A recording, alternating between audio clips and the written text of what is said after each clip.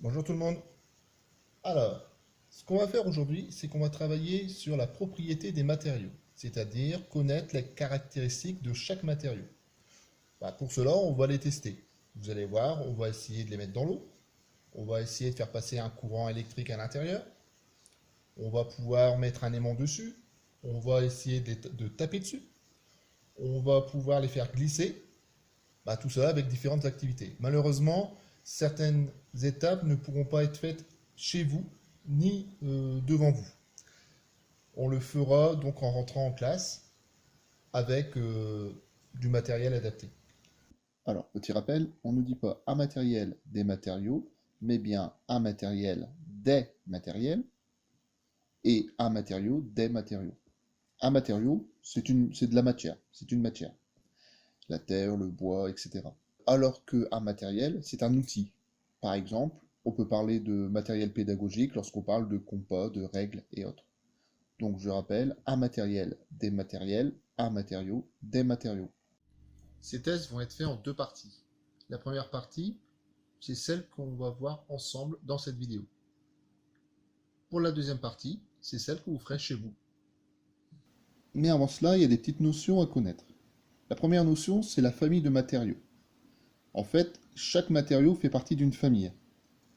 Il y aura la famille des matériaux métalliques, la famille des matériaux organiques, la famille des matériaux minéraux, et enfin la famille des matériaux composites. Alors, la première famille, c'est la famille des matériaux métalliques. Ça, vous connaissez, c'est tous les métaux, comme le fer, l'acier, l'aluminium, etc. Pour la famille des matériaux organiques, ou polymères, c'est la même chose, ils peuvent être naturels ou synthétiques. Lorsqu'ils sont naturels, ils peuvent provenir soit des végétaux, soit des animaux, comme le cuir, le bois, etc. Pour la famille des matériaux organiques d'origine synthétique, on va faire simple, on ne parlera que des plastiques. Pour les matériaux minéraux, c'est tout ce qui est roche, céramique, verre, porcelaine, etc. Et enfin, il y a la famille des matériaux composites. Alors, un matériau composite, c'est un mélange, un assemblage de plusieurs matériaux. Alors ces matériaux, c'est comme par exemple la fibre de verre, la fibre de carbone ou même le béton. C'est un mélange. Attention, ils ne peuvent pas être un mélange de deux matériaux de la même famille. Par exemple, si dans la famille des matériaux métalliques, nous mélangeons le cuivre avec l'étain, nous obtenons du bronze. Et là, on ne parlera plus de composite, mais plutôt d'alliage. Donc ce qu'on va faire aujourd'hui, ce que je vais vous proposer, c'est de tester ces différents matériaux qui sont ici et de voir déjà s'ils flottent et s'ils coulent. Donc on va travailler sur ce qu'on appellera la masse volumique ou la densité. Donc à votre niveau, niveau sixième, on va pas se prendre la tête. Masse volumique, densité, on va dire que c'est la même chose. Même s'il y a une petite différence que vous verrez avec votre professeur de physique sûrement l'année prochaine ou en quatrième. Alors on va essayer de le faire ensemble, c'est-à-dire que je vais prendre chaque matériau, je vais le mettre dans une bassine, et vous allez vous poser la question avant que je le mette dans l'eau, si à votre avis le matériau flotte ou si le matériau coule. C'est parti. Pour pouvoir noter tous les résultats des tests que l'on va faire, on va compléter un tableau. Bon, je sais que tout le monde n'a pas une imprimante, alors on va tous écrire. Donc ce que vous allez faire, c'est que dans la vidéo, vous allez faire une pause sur le tableau et vous allez le recopier. Et au fur et à mesure des tests, vous mettrez une croix dans la bonne colonne correspondant à la bonne famille de matériaux, et aussi si le matériau flotte ou si le matériau coule. Donc par ligne, chaque ligne, pour chaque matériau, il n'y aura que deux croix à mettre.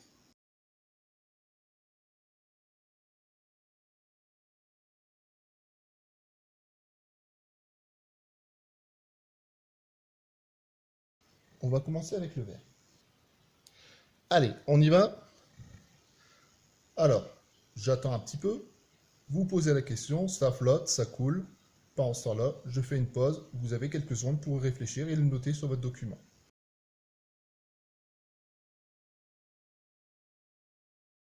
C'est bon? Allez, attention. Alors, on ne voit pas bien, mais ça coule. Je vais changer la position de la caméra. Allez, on le refait. Attention. Ça coule. Allez, suivant. Alors ici, un morceau de plastique. Toujours la même chose. À votre avis, dans quelle catégorie le plastique fait-il partie? Des matériaux métalliques, composites, organiques ou minéraux? Je ferai une pause, comme ça je vous laisserai répondre. Et en même temps, vous pourrez répondre à la question, ça flotte ou ça coule?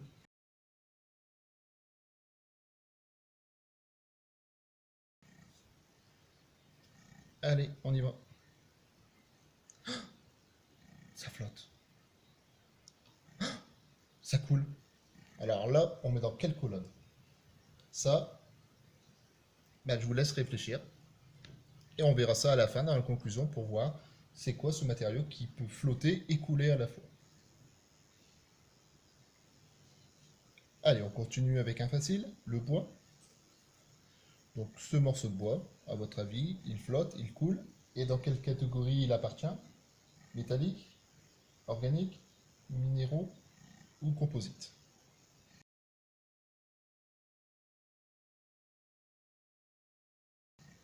Bon, je pense que pour le bois, ça va être facile. On y va. On force à le faire couler. Et il remonte. Donc, on peut bien dire qu'il flotte. Ici, on continue avec l'aluminium. Toujours la même question. Est-ce que c'est métallique, composite, organique, minéral? Allez, ça flotte, ça coule.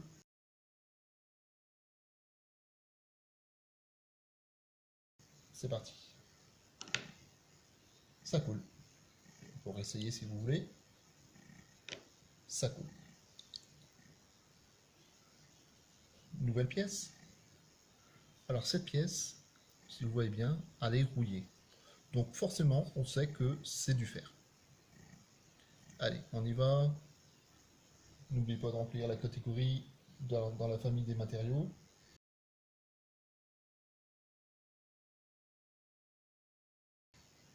Et on lâche. Alors là, je pense que c'est clair. Hein. Alors ici, le suivant, il ressemble à la couleur de l'aluminium, mais on dirait aussi du fer. Bah, en fait, c'est ni l'un ni l'autre, c'est ce qu'on appelle de l'acier. Un acier qui est souvent inoxydable, c'est-à-dire qu'il ne s'oxyde pas, donc il ne peut pas rouiller, tout simplement. On y va.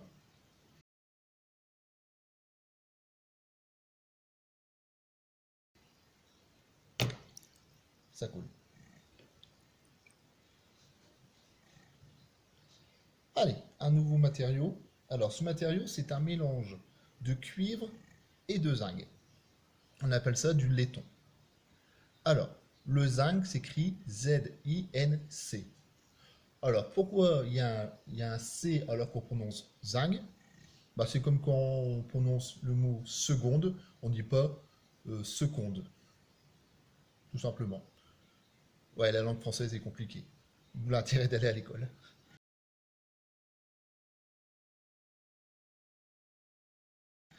Allez, on lâche ce morceau de laiton. Ah bah il est tombé, donc on l'a lâché directement. Ah, j'espère que vous avez eu le temps de remplir le document. Et ici, donc ce fameux laiton était constitué de cuivre. Voici un morceau de cuivre. Bah, ce morceau, c'est celui que vous pouvez retrouver dans les tuyaux pour le chauffage par exemple. Alors c'est parti, on remplit la case sur les familles des matériaux.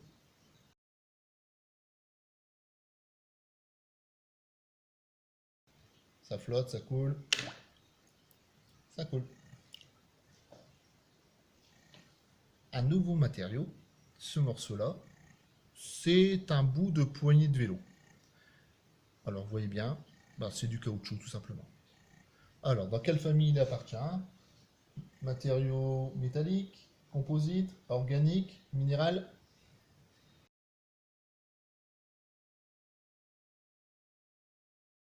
Allez, on y va. On va essayer dans les deux sens. Ça coule.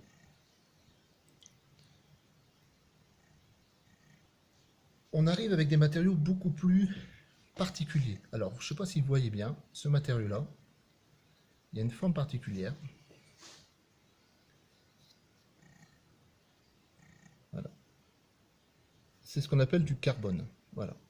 C'est un matériau très cher. Alors, ce bout-là, non, ne coûte pas cher, mais les voitures faites en carbone sont très chères, tout simplement parce que cette façon de fabriquer ce matériau, c'est un mélange de plusieurs éléments. Il y a de la fibre, etc.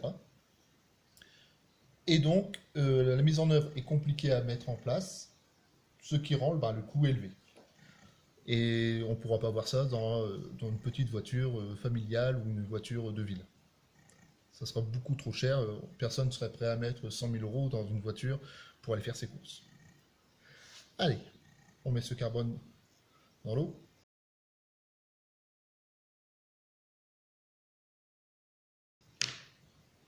Et ça coule. J'ai oublié d'expliquer aussi que ce matériau-là, s'il a été créé, c'est parce qu'il est très solide, aussi solide, voire plus solide que certains métaux, et beaucoup, beaucoup, beaucoup plus léger. En parlant de légèreté, alors cette vis, qui paraît basique, c'est une vis spéciale. Là aussi, elle fait partie des matériaux coûteux. Cette vis, c'est ce qu'on appelle une vis en titane. Ce matériau est rare, et tout ce qui est rare est cher. Et lui aussi a une particularité, c'est qu'il est très léger. Mais il est beaucoup, beaucoup plus léger qu'un matériau style acier ou fer. Mais est-ce qu'il va quand même flotter ou est-ce qu'il va quand même couler?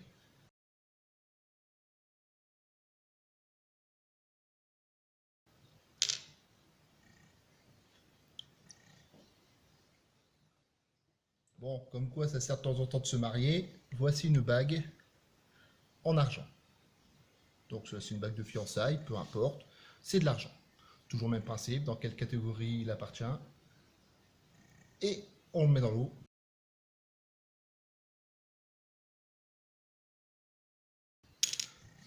Évidemment, après les fiançailles, il y a le mariage.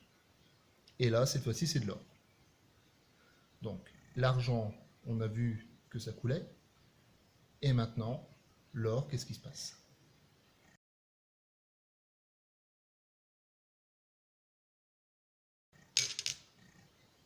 Idem. Donc, faut pas conclure que tout mariage finit à l'eau, mais bon, pour l'expérience, là, si. Alors, ça, c'est un matériau facile, vous l'avez tous reconnu, c'est du polystyrène. Donc, dans quelle famille il appartient? Je vous laisse chercher. Mais normalement, maintenant à savoir si ça flotte ou ça coule, je pense que vous allez trouver direct. On y va.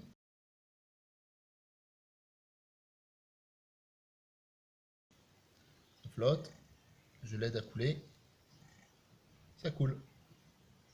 Par contre, il remonte très vite à la surface. Hein. On recommence. Donc là, on est sûr, il n'y a pas d'erreur, ça flotte. Un petit bout de carton. Alors du carton, hein, c'est du simple carton. Bon, il y a une petite couleur par-dessus, mais ça ne change en rien. C'est un carton très dense en fait, qui est à la limite entre du carton et du bois. On y va. Je le pose.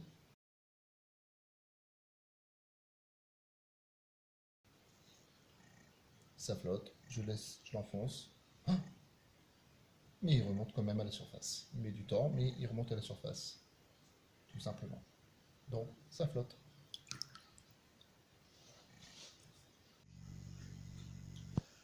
Alors, ici, c'est quoi? C'est un morceau de béton, tout simplement. Donc, du béton, c'est un mélange entre différents matériaux comme du ciment, du gravier, des cailloux, etc. Allez, on y va.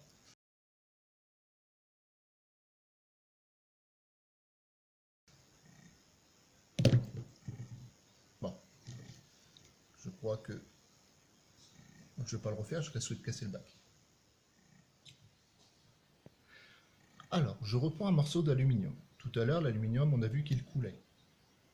Et maintenant, le fait qu'il soit tout petit, petit, petit, est-ce que ça va changer quelque chose? Est-ce qu'il va se mettre à flotter, vu qu'il est tellement petit qu'il peut flotter, ou est-ce qu'il va continuer à couler? Bah, à vous de vous poser la question. Alors, on y va?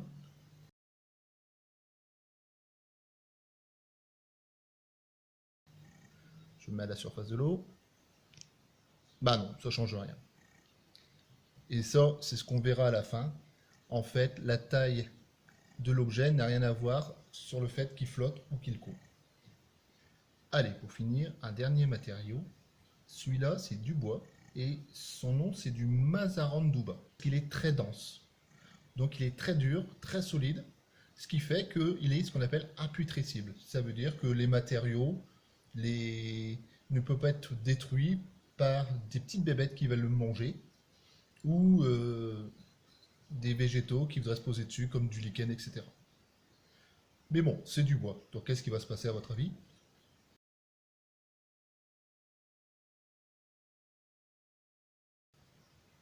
Allez, on va voir ça. Ça flotte. Eh ben non, ça coule. On recommence, pas de triche. Je lâche, ça coule.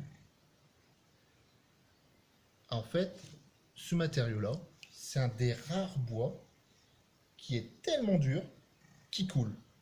Alors que 99%, voire plus, du bois que l'on peut trouver flotte, flotte et flotte. Donc ça, c'est un des rares bois qui coule. Alors, pourquoi on doit jouer à l'eau? Tout simplement pour connaître ce qu'on appelle la masse volumique ou la densité de chaque objet. Donc, allez, une petite explication entre la masse volumique et la densité. La masse volumique, c'est la masse par rapport au volume, c'est-à-dire la masse, c'est le poids, c'est à peu près la même chose. Ne dites pas ça à votre professeur de physique, il va me tuer. Si je dis que le poids et la masse, c'est la même chose. Divisé par le volume. Et le volume, c'est quoi? Ben, c'est la multiplication de la longueur sur la largeur sur la hauteur. On obtient le volume. Alors, quand c'est cylindrique, c'est un peu plus compliqué, c'est d'autres formules mathématiques avec le rayon et le fameux pi. Et alors là, pour mesurer la masse volumique de ça, c'est beaucoup trop complexe. C'est pour ça que normalement, en classe, on aurait dû travailler sur ce qu'on appelle un protocole. Et ce protocole, c'est une obligation d'avoir des objets de volume identique. Et ensuite, on calculera sa masse en fonction de son volume. Et on obtiendra donc cette fameuse densité. Donc, il aurait fallu avoir un bout de bois, un morceau de cuivre, un morceau de fer, de carbone, etc., de taille identique, donc de volume identique, pour pouvoir comparer les uns avec les autres. Malgré ce que j'ai dit dans la vidéo, la correction, nous ne la ferons pas dans cette vidéo, mais lorsque nous reviendrons en classe. Ce sera beaucoup plus facile et ce sera l'occasion de poser des questions. Allez, maintenant la deuxième partie, c'est à votre tour. Donc vous allez reproduire la même expérience, vous allez prendre un bac d'eau et vous allez y plonger différents matériaux que vous allez pouvoir trouver chez vous. Vous le ferez avec vos parents pour être sûr que chaque matériau peut être plongé dans ce bac d'eau. Bien évidemment, on n'y plonge que des matériaux non dangereux. On n'y plonge pas non plus d'objets, et encore moins d'objets électriques. Vous pouvez y plonger des objets constitués d'un seul matériau, comme par exemple une cuillère, une gomme, des jouets, alors un jouet qui peut être en plastique par exemple, etc. etc. Donc je vous laisse choisir les matériaux que vous souhaitez. Si vous avez le moindre doute sur un matériau, sur son nom, sur la possibilité ou pas de le mettre dans l'eau, avant de faire cette expérience, n'hésitez pas à m'envoyer un message, soit sur Pronote, soit sur mon adresse mail. Allez, testez ça, et ensuite je vous redonnerai une nouvelle vidéo, et cette fois-ci, nous travaillerons sur ce qu'on appellera la conductibilité électrique. À bientôt!